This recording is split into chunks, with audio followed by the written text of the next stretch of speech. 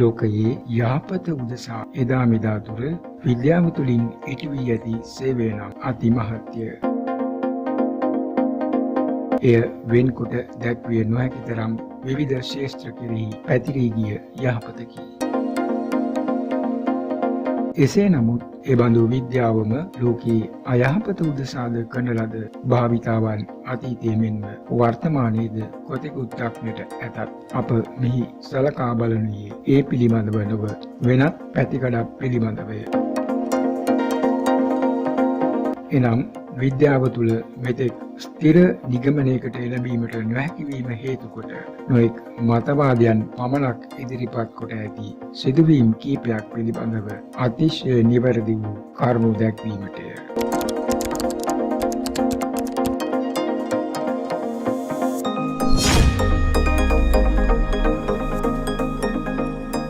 උගත් ශිල්පීය දැනුම මත රැඳෙමින් විද්‍යාව තුළ නිරීක්ෂණය, පුරෝකථනය, පරීක්ෂණය, උපකල්පනය හා නිගමනය කරන්නා වන්නේ මිනිස්සෙකුමය. පරීක්ෂණය කවරාකාර වුව ඔහු එහි ප්‍රතිඵලය ලබා ගන්නේ තම ඇස, කන, නාසය, දිව, මනස යන ඉඳුරන් තුළින් දකින, අසන, දැනෙන, විඳින හා සිතන ආකාරයටය. නවීන විද්‍යාවේ මහිමෙන් මිනිසාහට දැනගනු හා දැකගනු නොහැකි දේ දැන දැකගනු පිණිස ඉතා දියුණු තාක්ෂණික උපකරණ වී ඇති නමුත් එළඹෙන කවර නිගමනය හෝ පෙරකී ඉන්ද්‍රිය සීමාවන් තුළ රැඳමින් ලබා ගන්නා නිගමනයන් වේ. මතු විද්‍යාවේ දියුණුව කෙබඳු වුවද එය එසේමය. එබැවින් ඇතැම් කරුණු සම්බන්ධයෙන් විද්‍යාව තුළ ලබාගත හැකිව ඇත්තේ ආසන්න වූ නිගමනය වූ මතවාදයන් මිස යථා පිළිතුර නොවේ. එසේනම් විද්‍යාවේ සීමාවට ඔබෙන් පිහිටි එබඳු කරුණු කීපයක් පිළිබඳව සත්‍ය තොරතුරු විමසා බලමු.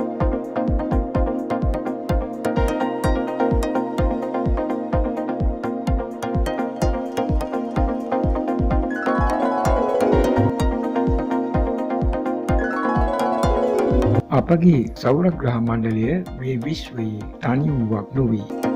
සුවිසල් විශ්වය පුරා පැතිර පවත්නා ජීවීන්ද සහිත චක්‍රාවාට සංඛ්‍යාව කොපමණදැයි ඇසුවහොත් ඔබ පුදුමයට පත්වනු නියතය. එය කෙටියෙන් දැක්වීම ඉතා අපහසු කරුණක් වුවත් ඔබගේ අවබෝධයේ පහසුව උදෙසා හැකිතාක් සරලව දැක්වීමට අපේක්ෂා කරමි.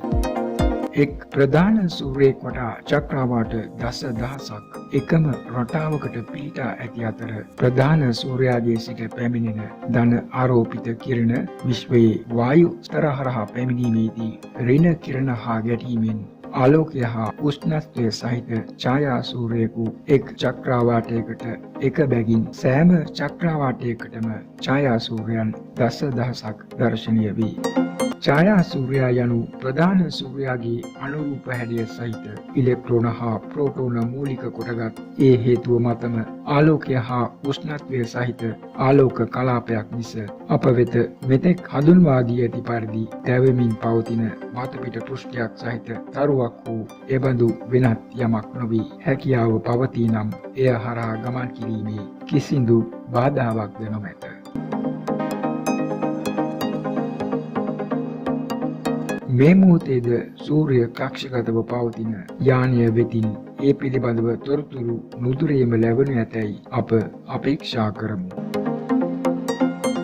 ඡායා සූර්යයා වටා එක් දිශාවකට එහි පිහිටි ග්‍රහලෝක භ්‍රමණය වන ලෙසම සමස්ත චක්‍රාවාට දසදහසද ප්‍රධාන සූර්යයා වටා එක් දිශාවකට භ්‍රමණය වේ. දසදහසක් වූ එම සෑම සක්වල තලයකටම ග්‍රහලෝක 9ක් පමණක් පිහිටා ඇත. එම චක්‍රාවාට දසදහස එක් පොදියක් ලෙස සැලකෙන අතර නාසා ආයතනය මගින් මෑතකදී සොයාගනු ලැබුයේ එම දසදහසක් වූ චක්‍රාවාට පොදියට අයත් තවත් එක් චක්‍රාවාටයක් පමණි.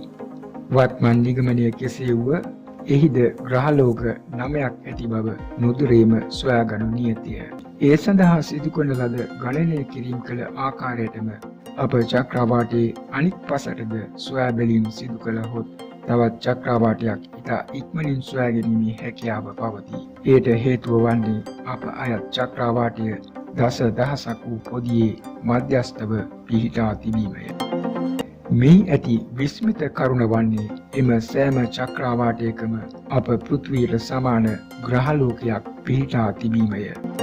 එපමණක්ද නොව එම ලෝකය තුළ අපමෙන් වූ මිනිස් කොට්ටාශයක් ජීවත් වන අතර ඔවුන් කතා කරනු ලබන භාෂාවන් හා රටවල නාමයන් පවා අපගේ ලෝකයට බොහෝ සෙයින් සමාන වන්නේය.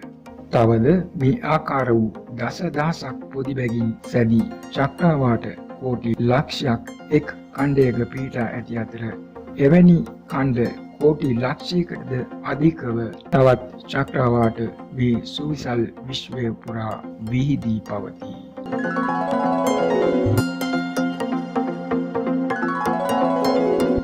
අපගේ පැරණන් කිරිමූද ලෙසින්ද බටහිරට අනුව මිල්ක් වේ ලෙසින්ද හඳුන්වන ලබන තාරුකා රාශියක් එක පෙළට පිහිටියාක් මෙන් වූ සුදු කිරණ ධාරාව ඇතැම් විට ඔබද දැක තිබිය හැක. පෘථිවියේ උතුරේ සිට දකුණට ඇඳි මලක් කල්පිත නිරක්ෂර රේඛාවට ආසන්නව වීදී ඇති මෙය ලෝකයේ බොහෝ රටවලට දර්ශනය වන්නකි. සැබවින්ම එය තරු ගොනුවක් නොව විදුන තත්වයේ පවතින ඝන අයිස් මීදුම් පටලයකින් සැදී සුවිශාල සාගරයකි. ඔබද නොයෙක් විට අසා ඇති බෞද්ධ දර්ශනයේ සඳහන් මහා මේරු පර්වතයේ 3/2 කොටසක් ගිලී ඇත්තේ මෙම ඝන අයිස් සාගරය තුලය. ඉන්දියාවේ මධ්‍ය ප්‍රදේශයේ බෝධි මණ්ඩලයට ආසන්න ස්ථානයකින් දෙව් බඹුන් හට මනුෂ්‍ය තලයට පිවිසිය හැකි වැරදි වූ එකම මාර්ගය වැටී ඇත්තේද මෙම සුදු පැහැ කිරණ ධාරාව හරහාය.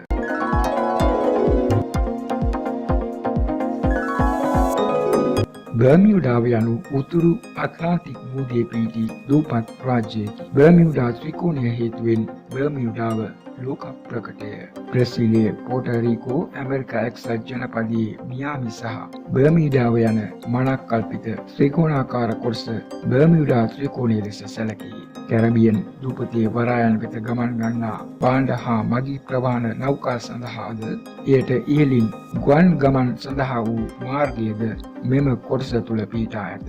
නිසල ගැඹුරු ප්‍රදේශයක් වූ මෙහි වරින් වර ඇතිවන මෙතෙක් හඳුනා නොගත් තත්ත්වයන් තුළ මේ වන විට නෞකාවන් හා ගුවන් යාන රැසක් අතුරුදන්ව ඇත්තේ ඒවායින් ශේෂ වූ කුඩා කොටසක් වූ සොයාගත නොහැකි ලෙසිනි.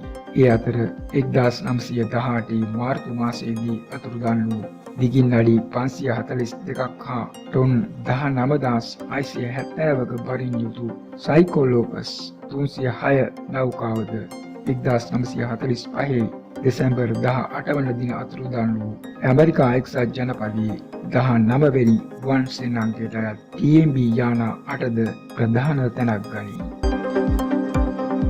වසර ගණනක් ගෙවී ගියද විද්‍යාව තුළ මෙතෙක් ඒ පිළිබඳව පැහැදිලි යමක් ප්‍රකාශ කිරීමට අසමත්ව ඇත. NASA ආයතනය මගින් එක් අවස්ථාවකදී ලබාගත් චන්ද්‍රිකා ඡායාරූප පෙළක බර්මියුඩා ත්‍රිකෝණයේ ආශ්‍රිත කොටසේ වර්ධනය වන සුළි 6ක් නිරීක්ෂණය කොට ඇති අතර නිසල මුහුදු ප්‍රදේශයක එබඳු සුළි හට ගැනීමට හේතුව නම් මෙතෙක් සනාථ කර නොමැත.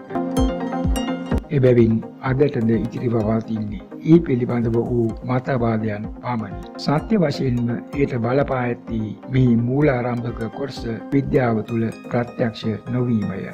ඒත් බුදුදහම ඇසුරේ ඒ පිළිබඳව කරුණු සනාථ කිරීමක් සිදු කර ඇති අතර එයට අනුව අට මහා නිරයන් සියල්ල සම්බන්ධ වන පරිදි අවීතිය හරහා පිහිටා ඇති වඩබාව නමින් හඳුන්වනු ලබන කපාටය මෙම කොටසට අයත් මුහුද අභ්‍යන්තරයේ පිහිටා ඇත.